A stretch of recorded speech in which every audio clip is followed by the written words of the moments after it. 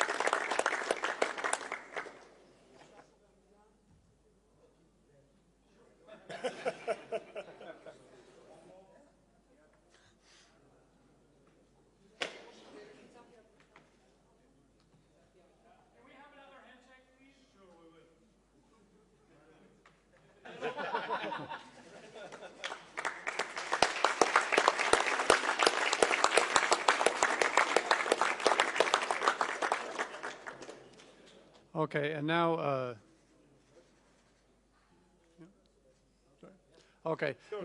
now Speaker McCarthy will deliver a few remarks and then take a few questions from the press. And please state your name and outlet when he calls upon you for your question. Thank you.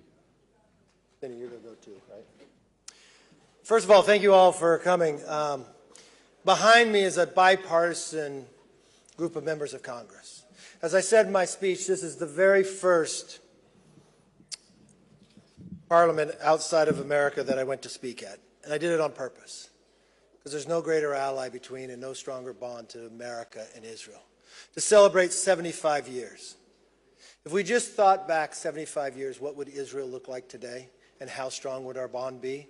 I don't think anybody envisioned it would be this fruitful and this strong.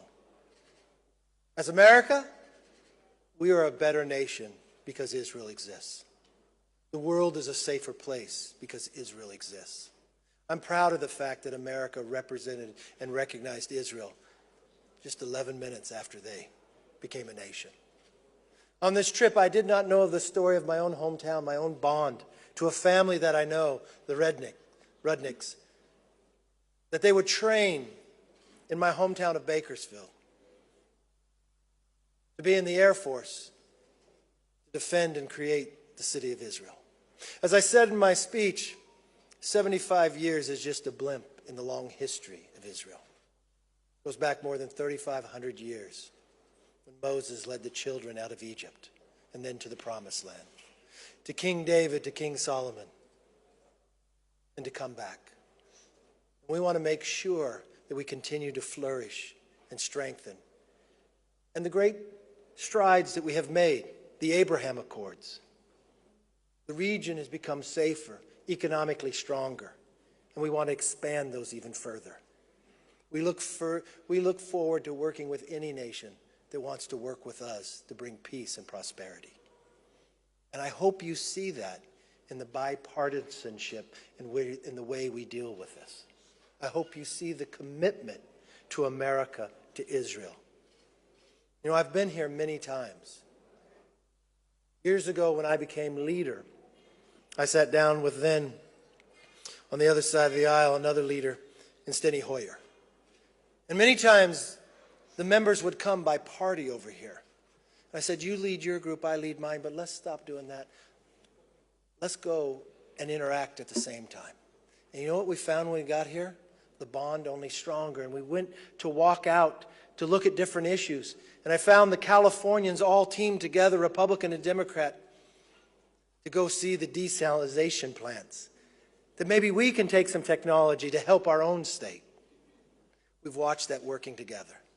So as I stand here with your next speaker at this press conference, Steny Hoyer, this is not our first time here together. We've been many times. There was one moment in time that we had about 20% of Congress with us. We look forward to continuing that. And with what we signed today, we look forward to those representatives in the Knesset coming to America and interworking with our Congress. Because when we look back 75 years from now and they think, what could Israel and America's bond look like? I hope they answer it the same way we answer today. Bigger, stronger, and better than they ever dreamed to happen. And that's what happens when we work together. With that, I want to introduce Representative Steny Hoyer, who's been a longtime friend of Israel, a longtime friend of mine. We may come from different parties, but we're both Americans, and we both have the same view when it comes to Israel. Create the strongest bond possible as we move forward. With that, I give you Representative Steny Hoyer.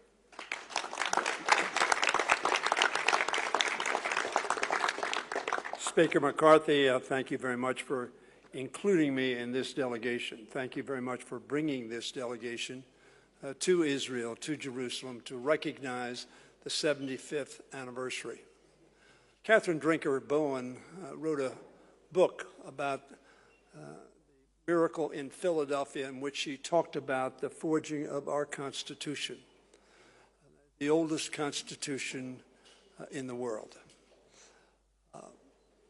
If you had said to people in 1948 that you would be celebrating your 75th anniversary, they would have said, if so, it will be a miracle.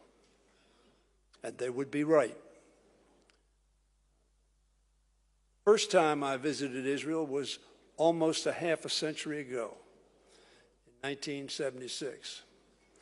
I had the opportunity to meet Shimon Peres, who was then, I believe, defense minister. And I've come back decade after decade after decade, year after year after year, and I will return in August of this year, bringing with me a large delegation. Now, we won't be coming at the same time, but what Speaker McCarthy said today about the 400 plus, that's 90% of the Congress of the United States, who stand on the words, perhaps not exactly, but Speaker McCarthy represented the sentiments, the overwhelming sentiments, the overwhelming commitment to Israel, to its people, to freedom, to peace. But we know that peace does not come free.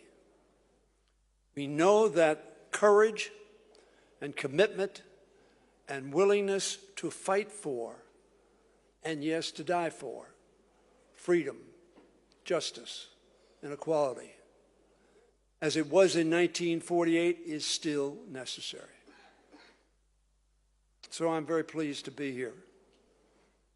Mr. Speaker, it was an excellent speech. You delivered it well. And it expressed the sentiment of our country. Ambassador Nides, I'm sure, as does our Deputy Chief of Mission, express that commitment to you regularly. But our presence here places an exclamation point on that.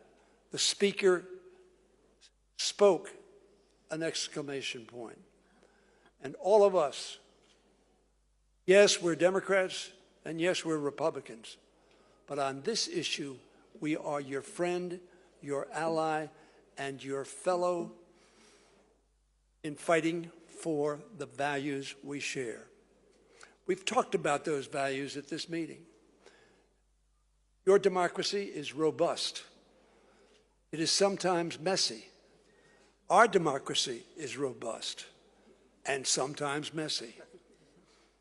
But together, with candor and courage, we will remain the closest of allies, the closest of friends,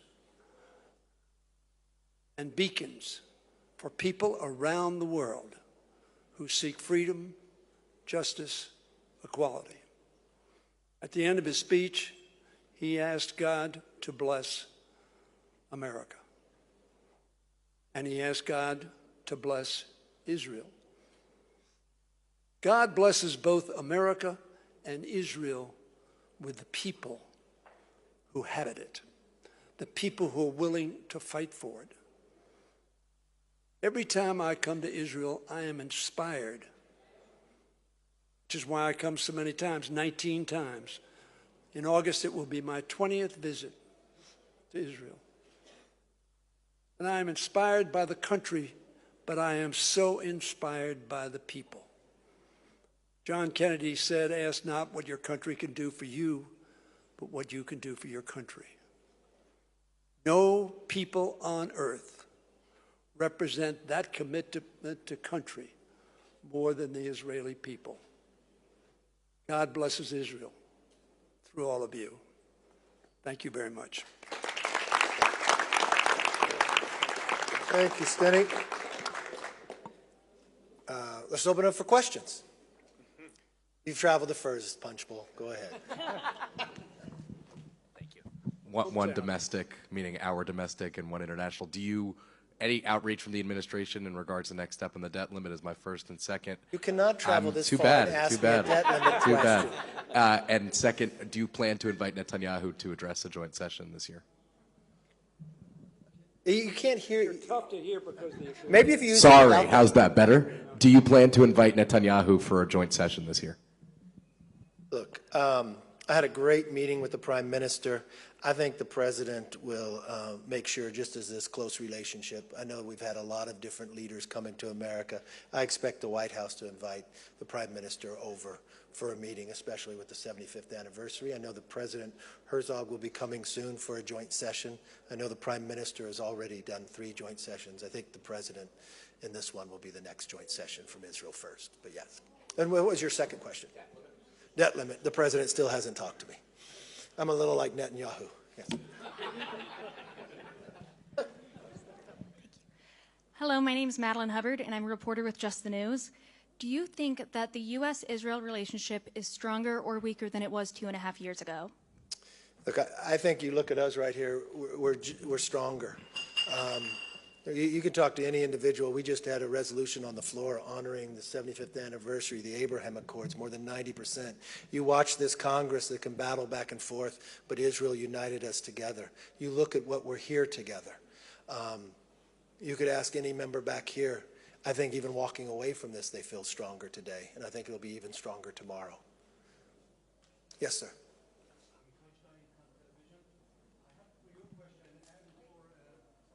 Thank you very much. Amichai Stein, Kan Television. I was wondering if you and Mr. Hoyer can comment on, we've seen the administration trying to intervene in the justice reform that is going on in Israel. Even Justice Minister Yariv Levin said earlier today that he sees that the administration is trying to intervene into the justice reform.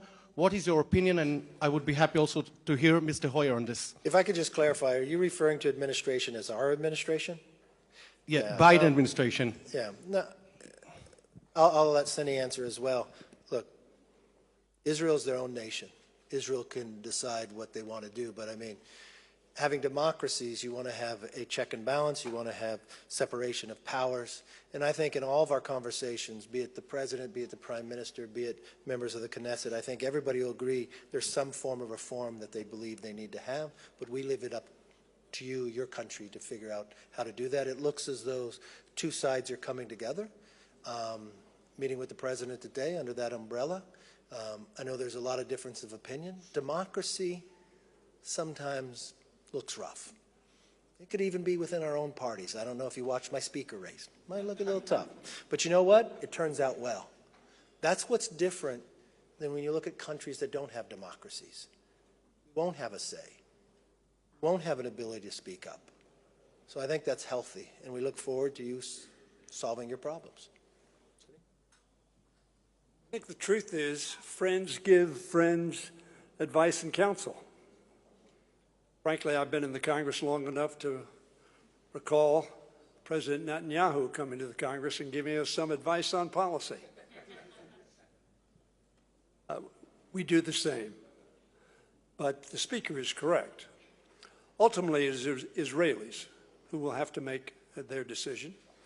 The President has convened, as I understand it, a forum to discuss differences. Mr. McCarthy was the majority leader of his House, of his party. I was the majority leader of mine. Both of us had to sit down with people of different views and try to bring them together to create consensus. It's my understanding that's the process that is going on now. We'll see the result.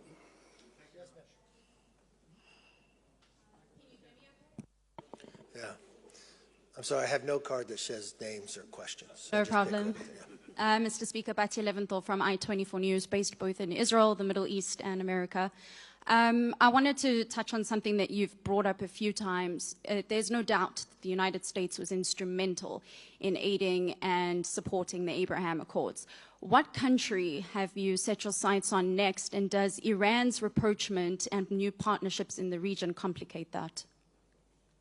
Look, what Iran does to complicate us is fund terrorism, to fund Hezbollah in Lebanon, continue to fund a civil war in Yemen, the militias around the region, try to set missiles to shoot at Israel.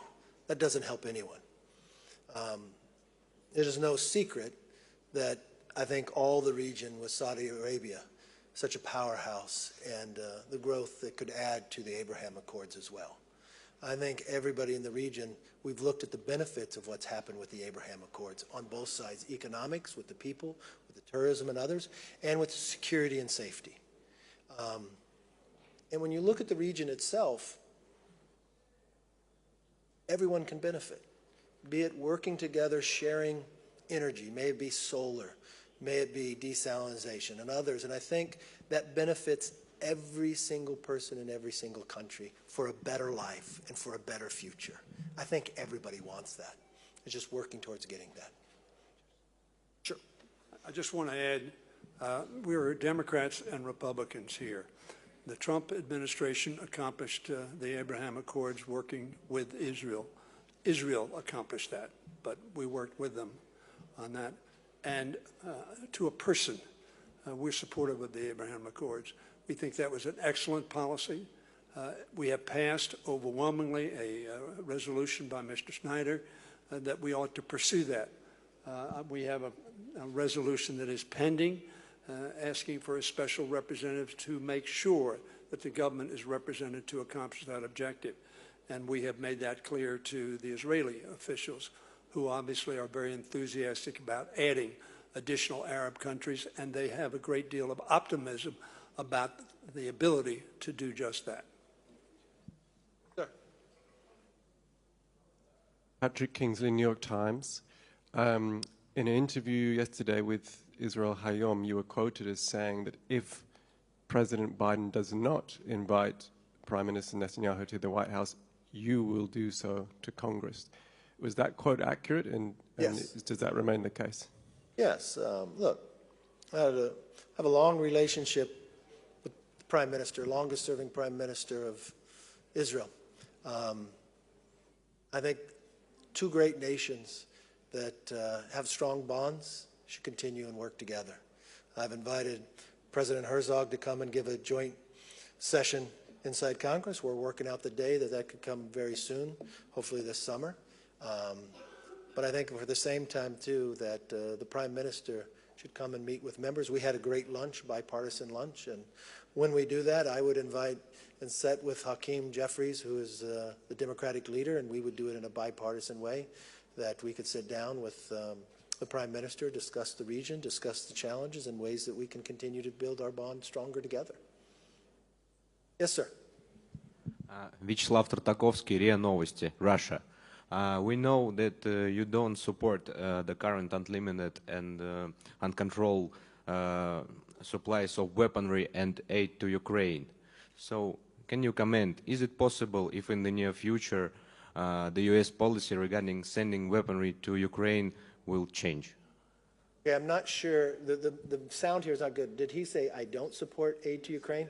No, I vote for aid for Ukraine. I support aid for Ukraine. I do not support what your country has done to Ukraine. I do not support your killing of the children either. And I think for one standpoint, you should pull out.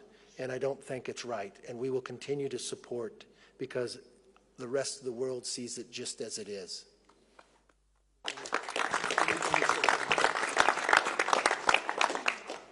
We had the opportunity to talk for just a few minutes at the flag-raising ceremony. I share the Speaker's view. Almost invariably, every time I'm in Israel, every time, I wear the flag of Israel and the United States. Today, I wear the Ukrainian flag with the flag of the United States.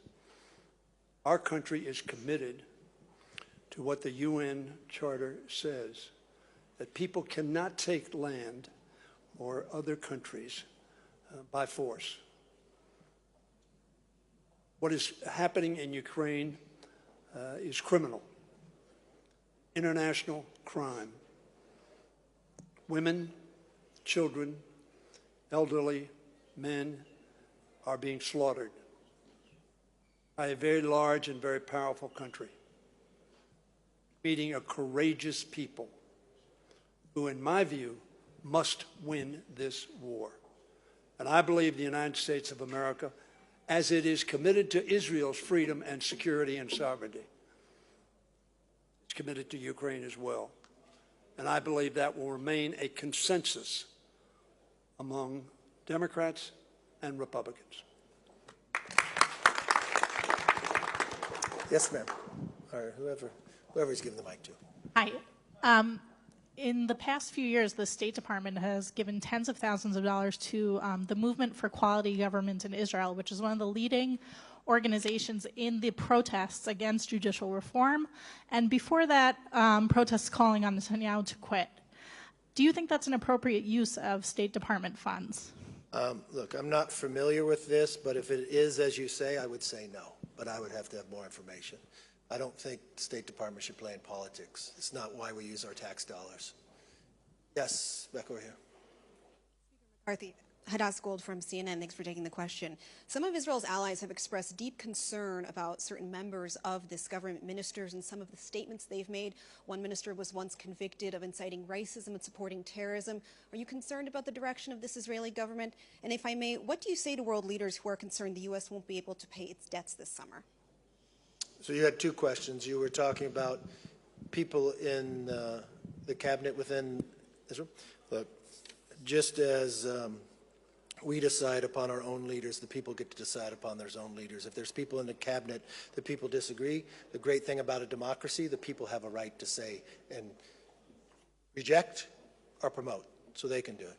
On the debt ceiling, I'm concerned about the debt ceiling. I have been from the moment I became Speaker. That's why on February 1st, I went to see the President and said we should sit down and solve this problem. Look, the debt is a big challenge for America. We're going to have to come together to solve it. We've been through this before. The only way you solve problems is you negotiate. And I'm looking forward to the President changing his mind and negotiating with us. If that's not the case, I wanted to make sure that the debt ceiling did get raised. And so we raised it before we came here. Not only did we raise it, we believe we need to make America stronger, not just in our debt, but in our economy. So we put items in there that would make our economy stronger, especially when it came to energy. We'd also make the global environment better. My friend, or not my friend, this individual from Russia that asked this question, if we simply replaced Russian natural gas in Europe for 1 year, we would lower 218 million tons of CO2 emissions. So not only would we make the environment stronger, we'd make the world safer. God blessed us with that resources, and we should be able to provide it. It'd make the economy stronger. We want to cut red tape so we could build things in America again. We may have difference of opinion on both sides, but if the Senate has a different opinion, pass a bill. How Congress works, if you just go back to Schoolhouse Rock, House pass a bill, Senate pass a bill, they can go to conference, and the president can then decide. But the one thing I do know, Schoolhouse Rock, they never told you not to negotiate. They told you to work together, and that's what we're doing. Yes, sir. I just want to, because I think it's important to say, Speaker spoke on Wall Street. He said that defaulting on our debt is not an option. I think we have universal or almost universal agreement on that proposition. And I believe America will not default on its debt. We will not pass a debt ceiling that just raises it without doing something about our debt. Speaker McCarthy, Chris Mitchell with CBN News, Christian Broadcasting Network. You made a commitment in your speech that the U.S. will not allow Iran to get a nuclear weapon. Right now, there's sense here in Israel sometimes they may have to go it alone. Would you recommend to the administration that would join Israel militarily if they have to? One thing I've always learned is peace through strength. I think the entire region, the entire world knows an armed nuclear Iran is not a safe place to be for the world.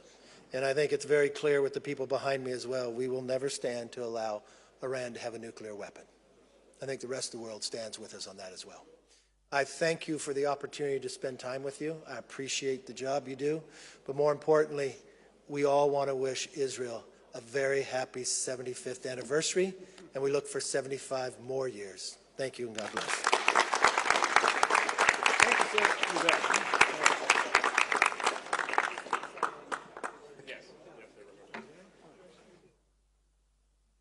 Oh my God, that's amazing. Who wrote that?